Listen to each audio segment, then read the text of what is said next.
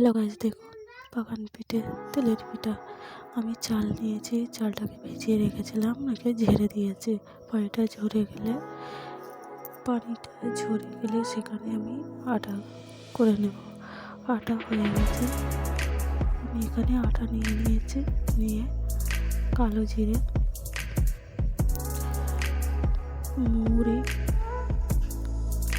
মৌরি দিয়ে দিয়েছি, খেজুরের গুড় দিয়েছি, দিয়ে সেটাকে একটা বেটার তৈরি করে নেব।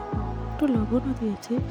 বেটার হয়ে গেলে কড়াইতে তেল বসিয়ে তেলটা গরম হয়ে গেলে সেখানে ডোটা যেটা বেটার তৈরি করে রেখেছিলাম সেটা দিয়ে দেবো। দিয়ে কত সুন্দর পিঠাটা হয়েছে, লাল লাল করে ভেজে নেব। ঘন্টার খেতে বেশি ভালো হয়েছে। আপনারা যে যেমন খাওয়ার পছন্দ সে তেমন করে নিতে পারেন।